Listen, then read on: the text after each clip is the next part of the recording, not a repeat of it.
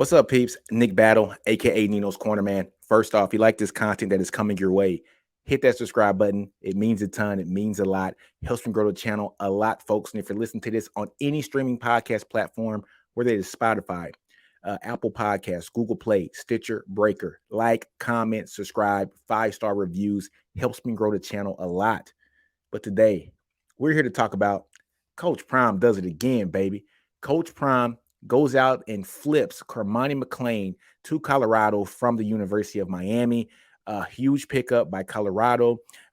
Great pickup for them. I'm excited about this pickup because I got some personal reasons for that too as well. But we'll get into that in just a minute. But let's get into our sponsors first. Our first sponsor is by BetUS.com.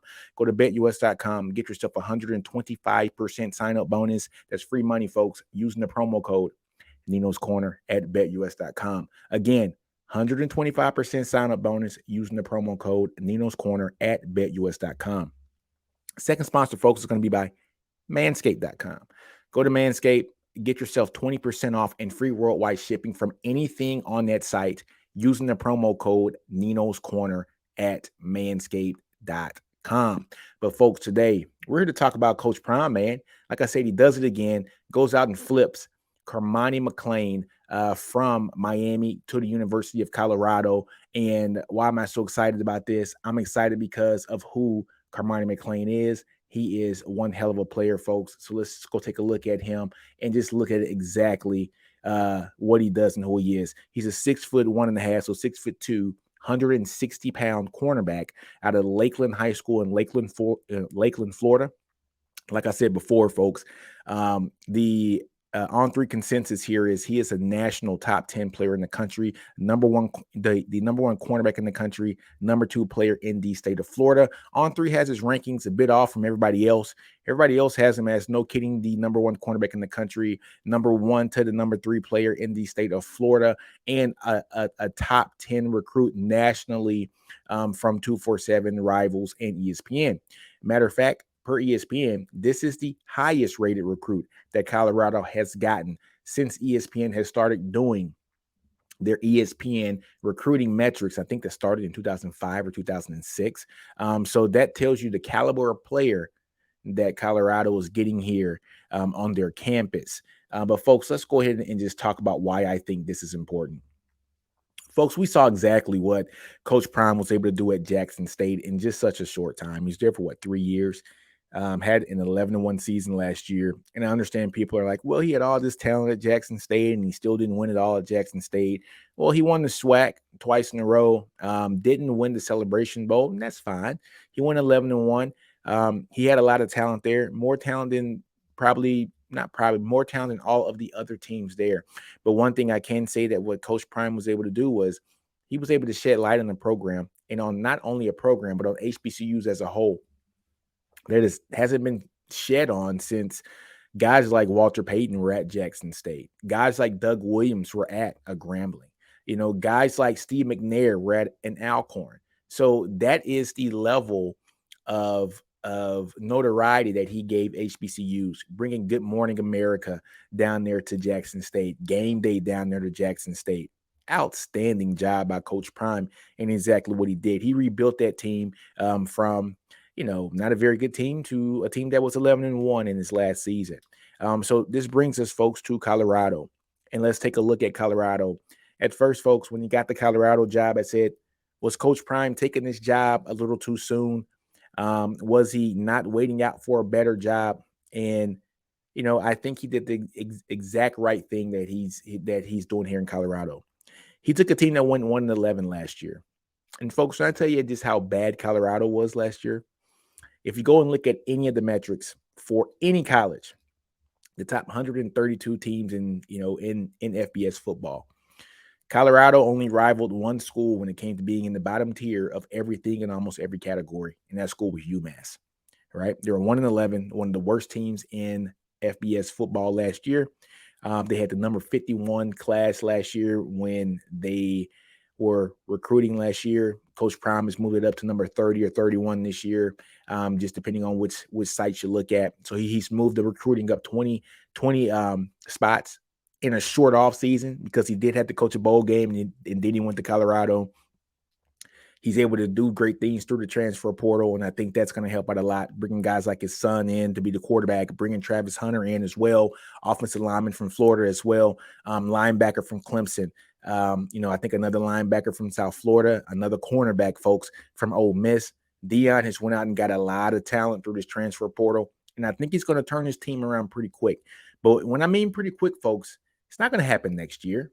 You understand what I'm saying? It's not going to happen next year, folks. They were 1-11. To be honest with you, if they win 4 or 5 games next year, that's a plus. That's a huge plus. But it could be more. And I say it could be more because he does have a really good quarterback. His son is a hell of a quarterback. And great teams thrive with great quarterbacks. I think his son is going to be a really, really good quarterback. He was a high 4-star kid himself coming out of high school with offers everywhere in the country, Bama included. One thing I do want to talk about is this team is going to be personal to me because I'm going to be a Colorado Buffalo fan here for the next 4 or 5 years. You guys know I'm a Longhorn grad. I'm going to always be a Longhorn, hook them all day long.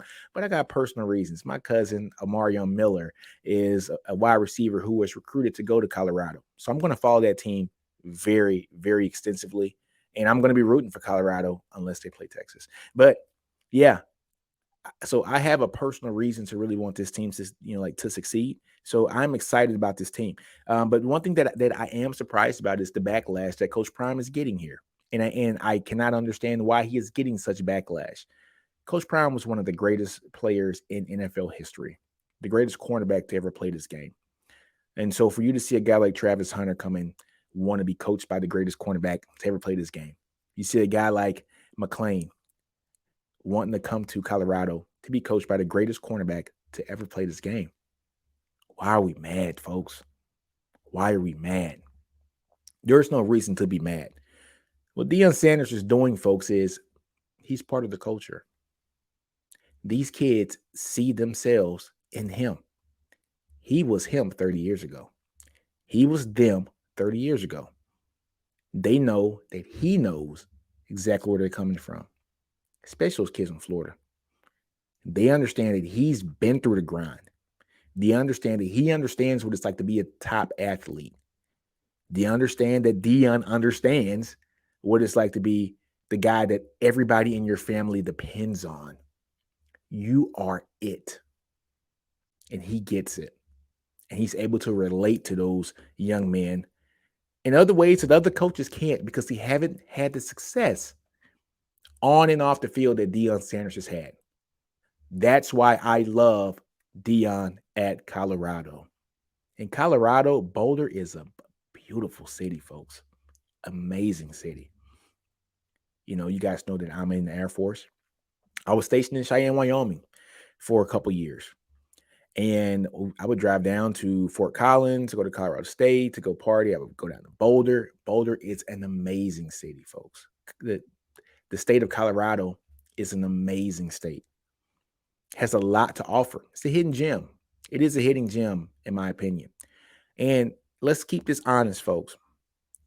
Kids aren't committing to the school. This isn't 1970. They're not committing to the school anymore, folks. They're committing to the coach. They're committing to the coach. Let's keep it real. Would a 17-year-old, 18-year-old want to go to Athens, Georgia, want to go to Tuscaloosa, want to go Clemson, want to go to College Station? Would they want to go to, Starksville, Mississippi, if they didn't have a relationship with that coach? Would they just up and say, you know what, I'm going to go there. That's where I want to go. A kid that has an opportunity to provide a great future for his family, for himself. No, not in football. No. They're going to want to go where they can maximize their potential, spotlights on them, and do great things, especially in this NIL era. And another thing about NIL, I'm hearing a bunch of fans in my timeline that are hating. They are really wanting Deion Sanders to fail. They're saying NIL is ruining college football, and they're saying this and that. NIL influenced this kid to leave Florida and not go to Miami and go to Colorado. He said it didn't, but you know what? If it did, so what? And I've seen a lot of my Texas fans do this, and I know I'm probably gonna lose some followers over there. And honestly, I don't care. I'm seeing a lot of my Texas fans leave stuff like that on my timeline about what Deion Sanders is doing at, Colorado. But folks, we have NIL too. We have a bunch of collectives, and we pride ourselves in having some of the best collectives at Texas. It's not a problem when Texas does it, but it's a problem when Deion Sanders has the potential to have some kind of NIL program for his collective for his school, or his school having some kind of collective for players. It's a problem then. It's a problem that a kid might take a better NIL deal at a different school not named Texas. If that kid were coming to Texas to get an NIL deal, Pancake Factory is one of them, folks, for offensive linemen, then we wouldn't have a problem. We pride ourselves in the collective deals. So, look, miss me with the NIL talk. Miss me with why this kid is going to Colorado. Just understand that he is going to Colorado, and he's going to be coached by Coach Prime. And the backlash that Coach Prime is getting, it is so not warranted. It is so not warranted. I'm going to tell you why it's there, folks. It's there because Coach Prime is bringing his culture, his swag into what he's doing at Colorado. He's doing it his way. Coach Prime is in a unique situation. He doesn't need this job, folks. He doesn't care what you think. He's a multi-millionaire. He doesn't care what you think, folks. That's what I love about what Coach Prime is doing, because he's going to do it his way. He's going to succeed, folks. And, you guys can hate it if you want. He's going to succeed. Players love him. Players want to go play for him. He's not going to coach. He's going to be the CEO, folks. He's going to hire great offensive coordinators and defensive coordinators. He's going to make sure that he gets the right, because he has all those connections. The greatest thing the greatest thing a leader can do is be somebody that knows everything and knows somebody that knows everybody. And Coach Prime doesn't need that somebody that knows everybody, because he does. He has the connections. Did you guys see how Jackson State was having guys like Snoop Dogg come down, Michael Strahan, Young Dolph, Wallow and Gilly? Which, look, this is what I love too about what Coach Prime is doing. He is inserting the culture that these young men love into his program. He's bringing guys that they love into his program. People love $1 Million Worth of Game podcast. They love Wallow and Gilly. He is inserting them into his program. Makes his program that much more appealing to a young man that's 17 or 18 years old. I want you to think about that. When McClain announced where he was going, it was Wallow and Gilly who were interviewing him, and he told them where he was going. So he is inserting the University of Colorado into a culture that these young men understand. He gets it. He understands the process. And these kids are going to run through a wall for him, folks. I want you guys to understand that. So think about that for a minute, folks. Let me know if you think this was a bad decision by Cormani McClain to flip from Miami to Colorado. Tell me this. Do you think it was a bad decision for Deion to take the job at Colorado? I don't think it was bad on either end.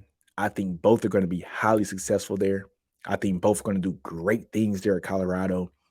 The competition there at that defensive back, cornerback going against those wide receivers. I texted my cousin yesterday on Twitter, and I said, bro, y'all practice is about to be dope. He said, for real, fam. He understands. Iron sharpens iron. They're going to be practicing high-level 4-star and 5-star recruits are going to be going at it daily in practice at the University of Colorado following a 1-11 season last year. That's the Deion effect. That's the Deion effect. But on that note, folks, man, don't be afraid to fail. Outgrow your environment, understand your brilliance, man. NinosCorner, I'm out. And you guys know I am a Longhorn through and through all day. Longhorns always up. But for this episode, I'm going to say go Buffs.